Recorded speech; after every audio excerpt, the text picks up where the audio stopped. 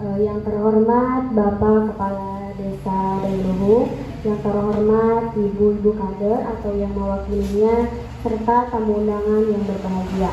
Pertama-tama marilah kita panjatkan puji dan syukur kehadirat Allah Subhanahu wa taala yang telah memberikan rahmat-Nya kepada kita semua. Bagaimana keadaannya hari ini? Sehat? Alhamdulillah. Perkenalkan, saya Rehan Satya Pratama dengan teman-teman saya, ada Isma, Nida, dan Alisa, yang akan membagikan beberapa materi mengenai penyakit jantung koroner. Selanjutnya, yang pertama ada pengertian dari jantung koroner. Jadi penyakit jantung koroner adalah kondisi tersumbatnya pembuluh darah di jantung yang disebabkan oleh timbunan lemak. Atau lemak di sini bisa disebut dengan kolesterol. Jadi seperti gambar yang di sini, yang di atas adalah pembuluh darah yang sehat, dan yang di bawah yang kedua ini adalah pembuluh darah yang tersumbat. Nah, kalau lemaknya terus menumpuk dapat menyebabkan penyakit jantung koroner.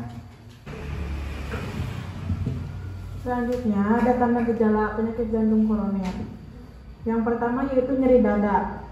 Nyeri dada biasanya dialami di bagian tengah atau di sebelah kiri dada.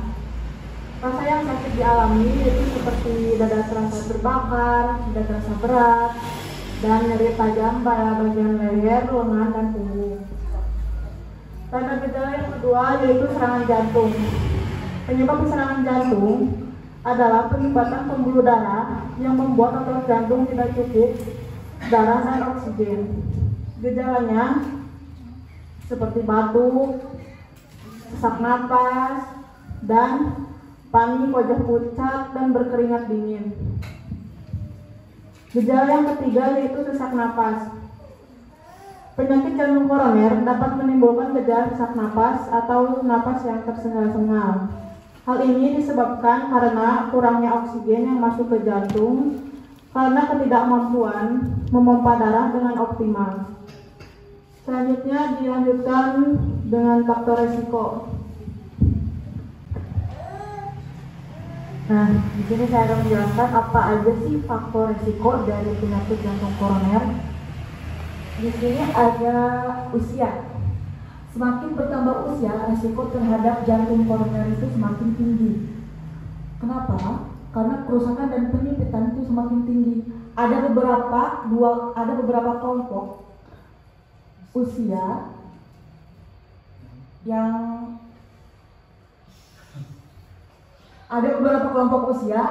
yaitu laki-laki berumur 40 tahun ke atas, dan pada perempuan itu lebih lambat pada umur 50 tahun atau lebih.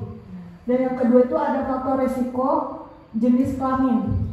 Nah, di sini jenis kelamin laki-laki itu lebih beresiko tinggi terhadap mengalami jantung koroner dibandingkan wanita. Kenapa? Karena laki-laki itu lebih sering stres dan pola hidupnya itu tidak teratur, suka merokok, terus meminum minuman yang beralkohol dan sebagainya. Dan yang selanjutnya itu ada riwayat keluarga. Di sini resiko akan meningkat pada orang yang memiliki keluarga dengan riwayat penyakit jantung koroner. Nah, jadi jantung koroner itu menurun. Misal, salah satu keluarga dari ibu-ibu ada yang mempunyai riwayat penyakit jantung koroner. Nah, nanti si penyakit itu akan menurun pada anaknya. Begitu. Bisa dipahami? Selanjutnya ada merokok. Perokok itu lebih beresiko tinggi terhadap penyakit jantung, termasuk perokok pasif. Ibu-ibu tahu nggak perokok pasif itu apa? Nah, perokok pasif itu yang nggak merokoknya, tapi yang menghirup asap rokoknya dari si perokok. Begitu. Ya, dan yang selanjutnya ada hipertensi. Hipertensi yang tidak dikelola dengan baik itu akan menyebabkan resiko terjadinya penyakit jantung koroner. Sebelumnya ibu-ibu tahu nggak itu hipertensi itu apa? Hipertensi itu lebih dikenal dengan familiarnya itu disebut tekanan darah tinggi. Nah, makanya tadi ada tensi. Terus beberapa faktor lainnya itu ada kadar kolesterol tinggi, diabetes, kurang gerak dan stres, terus makanan yang tidak sehat. Dan yang selanjutnya ada pencegahan akan disampaikan oleh teman saya. Selanjutnya yang pencegahan. Barangkali ibu ada tahu pencegahan jantung koroner itu seperti apa? Periksakan diri. Ya,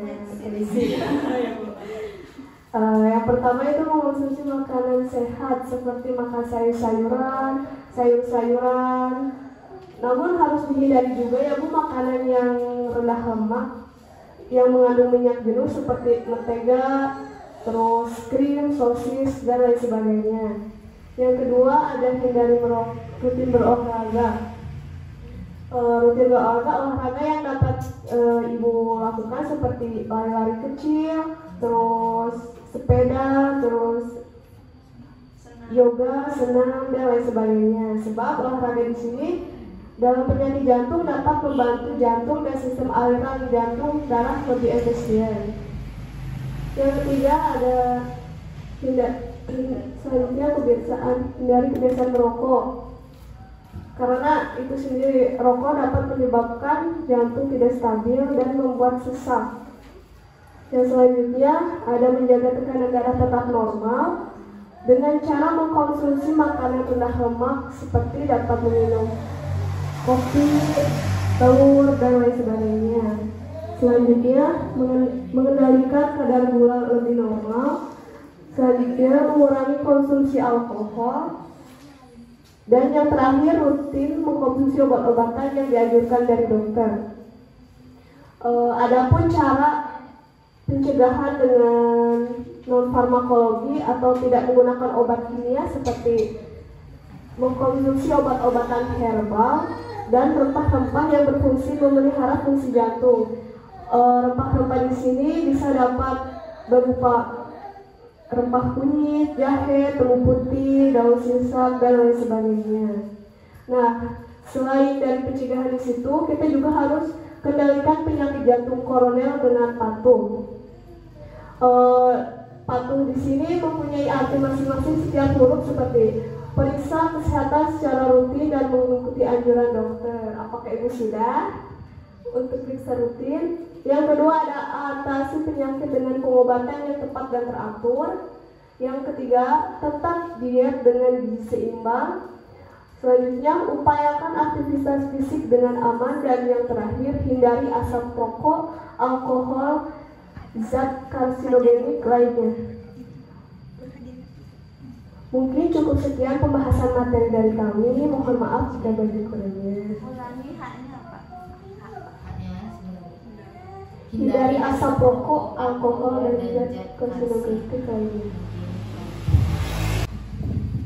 Baik Ibu, penyampaian materinya sudah selesai. Apakah ada yang mau bertanya?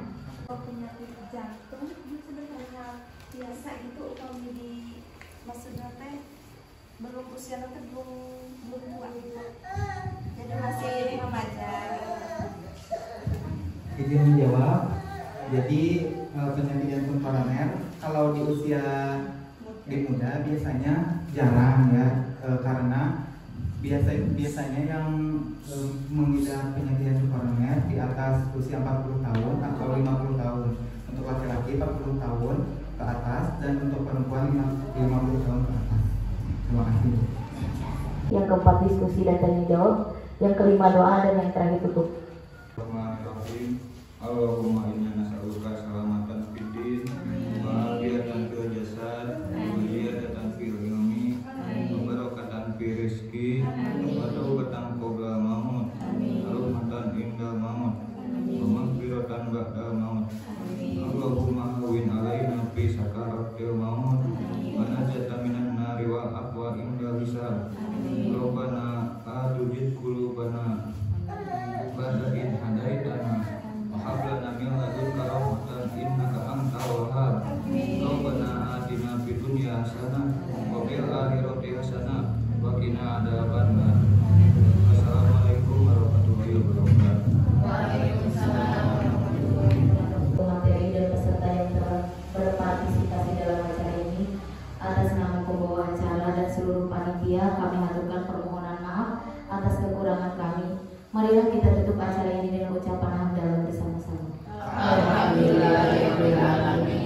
Wabillahi taufiq wal hidayah. Wassalamualaikum warahmatullahi wabarakatuh.